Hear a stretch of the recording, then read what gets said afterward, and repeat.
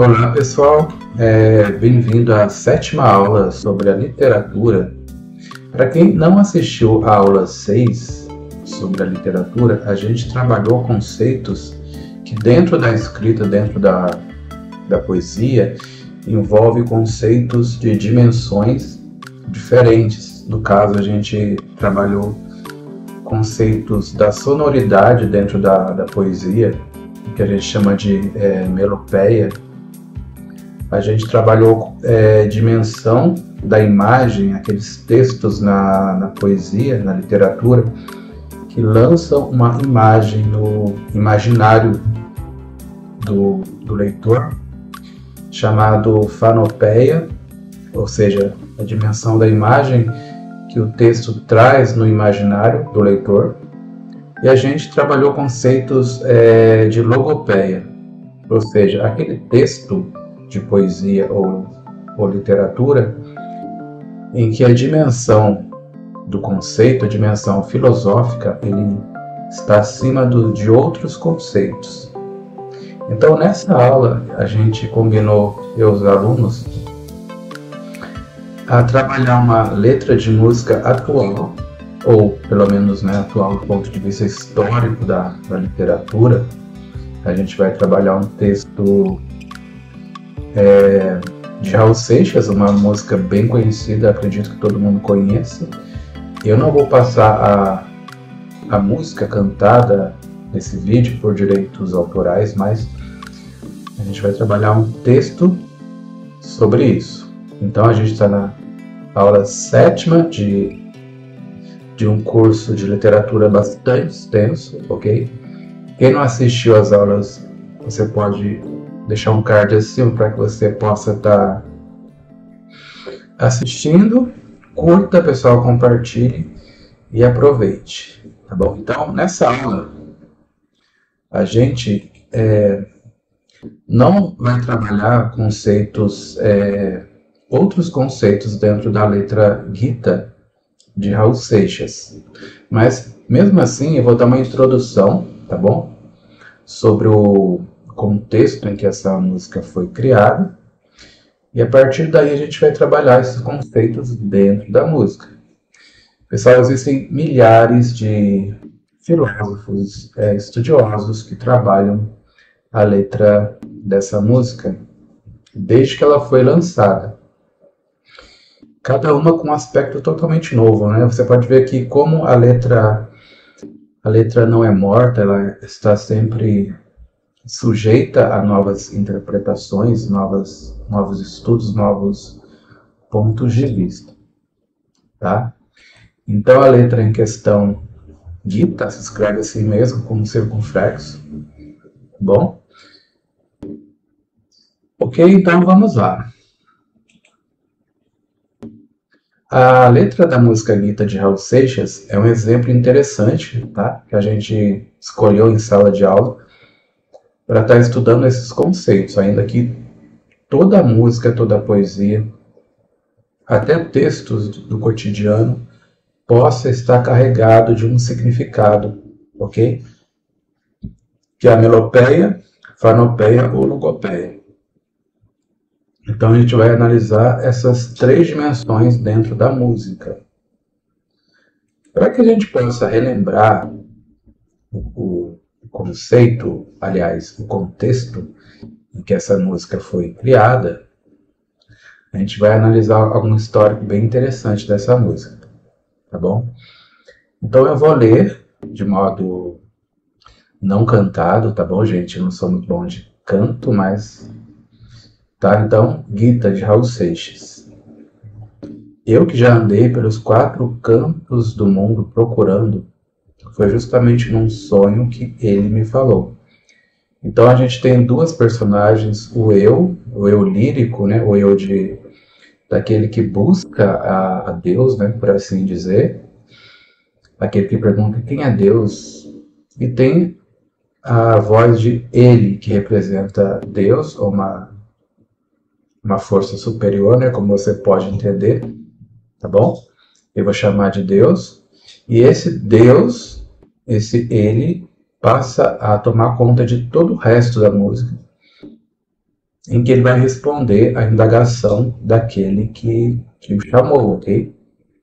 Então agora não é mais eu, agora é ele, ok? Então Deus responde: às vezes você me pergunta por que eu sou tão calado. Não falo de amor quase nada, nem fico sorrindo ao teu lado. Você pensa em mim toda hora, me cospe, me deixa. Talvez você não entenda, mas hoje eu vou lhe mostrar. Então, a partir daí, existe essa troca de narrador, né?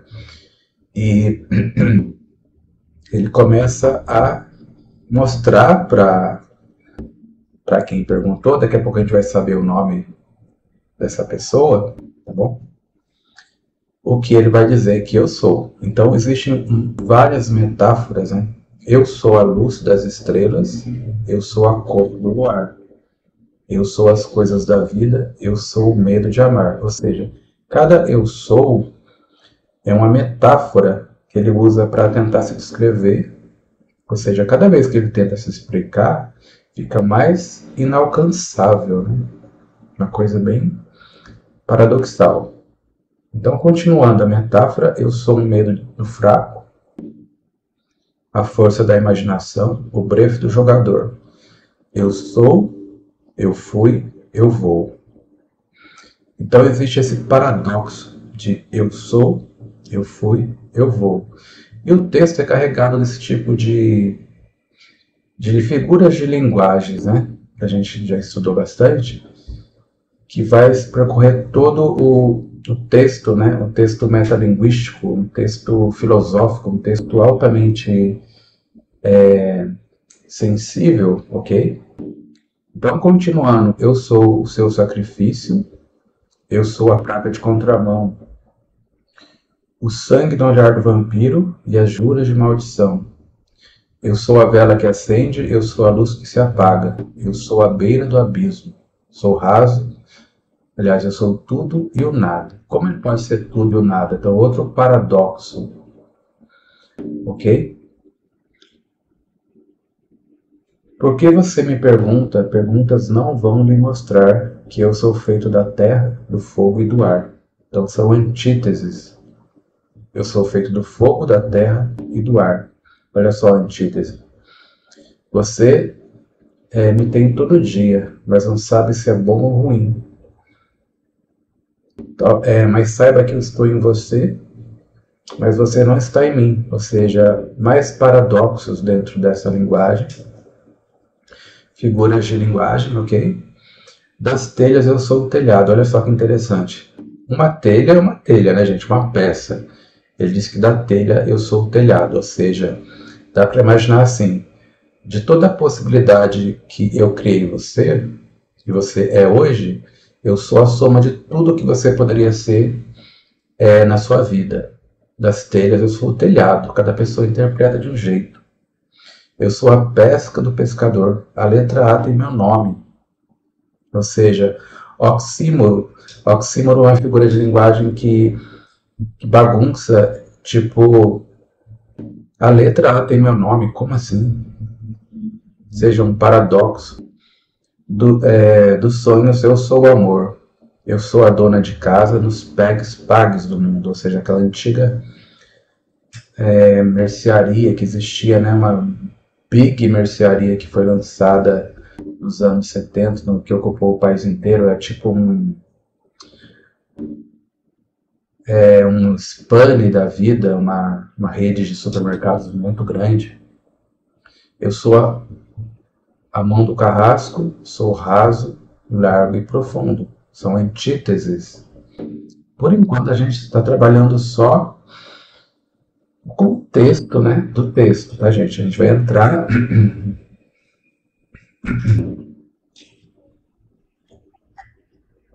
na questão daqui a pouco, no mérito da questão. Eu sou a mosca da sopa, eu sou o dente do tubarão, eu sou os olhos do cego e a cegueira da visão. Mas eu sou o amargo da língua, a mãe, o pai e o avô, o filho que ainda não veio, o início, o fim e o meio. Ou seja, esse ser que se apresenta A Arjuna, tá? Eu tô deixando mais claro. Arjuna é a personagem que pergunta para Deus quem ele é. Então, olha só que interessante. Esse Deus, esse ser, está acima do tempo. Ele é o início, o fim e o meio. Ele é o filho que ainda não veio. Olha só que coisa assim paradoxal. E assim segue o texto. Eu peço que vocês possam ouvir, né, para talvez faça tempo que você não tenha escutado essa música de Raul Seixas, mas você pode parar um pouquinho, colocar no YouTube. Você pode assistir, tá? Ouvir, aliás, a música dele, tá bom? E agora vamos à segunda parte. Então, olha só, gente, de onde surgiu a inspiração de Raul Seixas para fazer essa letra do Gita? Era muito comum nos anos 70, 80 e até 90, muitos cantores famosos de rock procurarem uma iluminação dentro do hinduísmo, dentro de países da Índia, tá? Fazer uma peregrinação aos países daquela parte do planeta. O hinduísmo foi a religião que... Não é religião, né, gente? É uma filosofia de vida em que Raul Seixas foi se inspirar. E dentro do hindu existe um livro, tá? Chamado Mahabharata. Mahabharata. Difícil, né, de falar. E dentro desse livro existem 3 compêndios, né? Um deles é chamado Bhagavad Gita. Bhagavad Gita. Da onde ele se inspirou, né, que significa canção do bem-aventurado. Dentro desse livro, Bhagavad Gita, há um diálogo entre Arjuna e Krishna. Krishna é um avatar de um dos deuses mais importantes do hinduísmo. Tá bom? Então, Arjuna é como se fosse um religioso, entendeu? Que chegou assim num tempo e falou assim: mas se Deus existe, né? Então, mostra quem você é. É como se fosse, por exemplo, um cristão que não está satisfeito com a religião, né, de ser ensinado, mas ele não tem nenhuma experiência com Deus, ele busca Deus pessoalmente. Peraí, quem você é? E Krishna, né, no caso é o deus indiano, ele responde a Arjuna, que é um guerreiro, tá? Essa pergunta: quem é você? Por isso tem aquela parte da letra Gita que fala assim: às vezes você me pergunta. Então, dentro desse livro sagrado, tem uma passagem que seria a resposta a Arjuna, tá bom? E tal resposta deu a origem à canção Gita. Outras bandas que procuraram a iluminação, por exemplo, os Beatles, a banda Metallica, de rock Metallica, procurou inspiração em tribos indígenas dentro do Brasil, e outros exemplos que a gente vai ver daqui a pouco. Então, olha só esse texto dentro desse texto indiano sagrado que inspirou Raul Seixas. A matéria é imutável, porém eu sou tudo que dizes e tudo aquilo que pensas. Tudo pousa em mim, como pérolas em um fio. Eu sou o perfume da terra e o calor do fogo. Sou a aparição e o desaparecimento. Sou a serpente cósmica infinita. Eu sou o chefe dos músicos celestiais. Eu sou a ciência do ser. Eu sou a vida de cada criatura. E assim por diante. Quando Raul Seixas voltou para o Brasil, ele estava junto com Paulo Coelho sentado numa rede e escreveu em 10 minutos a letra. Tá bom? Então, curiosidades. Como eu disse, outros cantores roqueiros procuraram a iluminação. Por exemplo, George Harrison dos Beatles, ok? Deixa eu só confirmar aqui se está gravando, gente. No caso, o emblemático cantor, né, da banda Beatles, George foi um dos primeiros Beatles a se interessar profundamente pelo hinduísmo, tá? Influenciado pelo Ravi Shankar, pela prática da meditação transcendental. Ele se tornou devoto de ISKCON, movimento Hare Krishna, incorporando temas espirituais à sua música, como a clássica My Sweet Lord, Meu Doce Senhor, ok? Outra pessoa que também buscou, né, o hinduísmo ou alguma religião, alguma filosofia superior, foi John McLaughlin, tá bom? Criou essa orquestra, também um nome difícil de falar, gente. Maravishnu Orquestra. Então essa Maravishnu Orquestra, tentando pronunciar em indiano, é difícil, né, gente? Então esse lendário guitarrista britânico adotou o nome Maravishnu, após se tornar um discípulo do guri Siri Shimon. Sua banda Maravishnu Orquestra mistura jazz com elementos espirituais do hinduísmo. Entre outros, tem uma lista aqui imensa, viu, gente? Tem o Carlos Santana, que nos anos 70, né, se tornou seguidor do Siri Shimoy, adotando o nome de...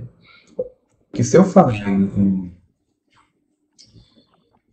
hindu, é Debi. Então o nome Debi significa tocha da luz e compaixão, no seu álbum Illumination, de 1974. Ou seja, a lista, gente, é bem grande, tá? Então esse foi o contexto, tá, pessoal? Espero que vocês tenham gostado. E agora a gente vai entrar na questão em o que na música do Gita você pode encontrar de dimensão da sonoridade, ou seja, a melopeia. Então a melopeia, que é aquilo que dá ênfase ao som, a sonoridade da música em Gita, ela se traduz através do ritmo e de repetição de mantras melódicos, ok? Então podemos destacar, por exemplo, o ritmo e a repetição. A repetição ou mantra, eu sou a luz das estrelas, eu sou a cor do luar, eu sou o início, o fim e o meio. Então gera um ritmo sonoro, um mantra. Existe também sonoridade em aliterações e assonâncias. A repetição de sons semelhantes reforça a musicalidade. Por exemplo, aqui. Eu sou a vela que acende, eu sou a luz que se apaga. Então, repetindo os sons A e E, se você ler alto, você vai compreender. Eu sou a vela que acende, eu sou a luz que se apaga. Você vai ver que a vogal tônica recai onde existe o A e o E. E a entonação, né? Ou seja, fora do contexto da letra da música, o modo de cantar, né, a entonação da voz, ela vai causar toda essa sonoridade. Então, de um modo especial, a forma como ele interpreta a letra contribui para essa melopeia, pois carrega emoção, carrega um tom de verdade, de suavidade, intenso, que amplifica a forma dos versos. Isso é tão real, gente, o modo dele cantar não se compara, né? Como eu cantei, não cantei, só li, né? Mas a música Gita foi tão forte que até tentaram abrir uma religião para Raul Seixas. E Raul Seixas diz que alguns shows que ele se apresentou para cantar, vieram pessoas que levaram filhos doentes, aleijados, para que Raul Seixas pudesse curar as pessoas. Olha só o grau Então ele cantava com tanta intensidade que as pessoas achavam que ele estava realmente iluminado, no sentido de criar milagres, assim, entendeu, gente? Então essa é a dimensão da sonoridade dentro da música Gita. Ou seja, mantras, né, o modo de cantar, a entonação da música, ok? E assim por diante. E a repetição, né, de palavras semelhantes, a literação e as sonâncias. Então você pode parar um pouco, escutar a música de novo, você vai achar essas dimensões da melopeia, ok? Agora, no que diz respeito à fanopeia, a dimensão da imagem, da poesia, ou seja, quando o criador do texto, da música, do poema ou do texto, ele tenta jogar no seu imaginário uma imagem mental, ok? Então, como que ele faz isso? A riqueza imagética da letra é um dos aspectos mais marcantes de Gita. Raul Seixas utiliza metáforas e símbolos, ou seja, metáforas e símbolos, para construir um universo cheio de significado.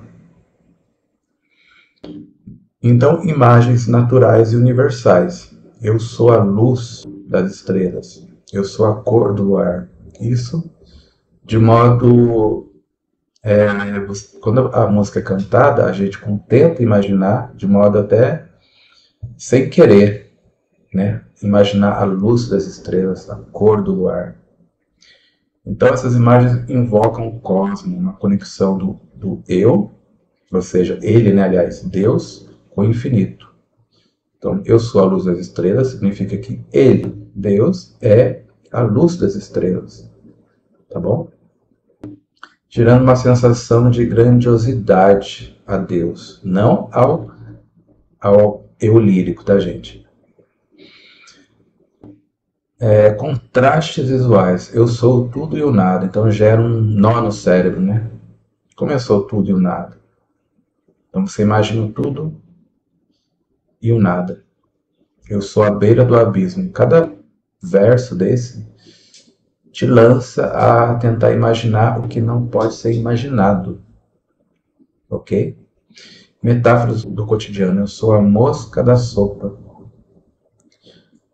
Eu sou a praca de contramão. Então são frases verbalizadas que trazem ao nosso imaginário um conceito, aliás, não um conceito, né? Um conceito a gente vai ver daqui a pouco, mas traz um tentar interpretar aquilo. Acho que a palavra mais correta é essa.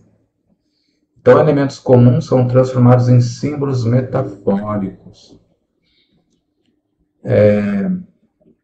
representando incômodos, limites e desafios. Então, esses símbolos metafóricos, eles representam incômodos, limites e desafios. Bem bacana, né, gente, esse estudo. Ok? Na dimensão logopédica, que é a dimensão filosófica, você pode dizer que a gente pode dizer que toda a letra da música está repleta de conceitos filosóficos, desde a origem da música até o final, desde da escolha dos instrumentos, do som de sino, né, que toca no fundo da música e assim por diante, o mistério que gera, né? A logopedia se destaca na profundidade reflexiva da letra, que explora temas universais e identidade existencial e a dualidade. Então, ele trabalha com a existência, a nossa identidade universal e a dualidade das coisas. Identidade cósmica. Eu sou tudo e o nada. O início, o fim e o meio. Então, aqui Raul Seixas assume uma postura quase divina, sugerindo que o eu transcende categorias e limitações humanas.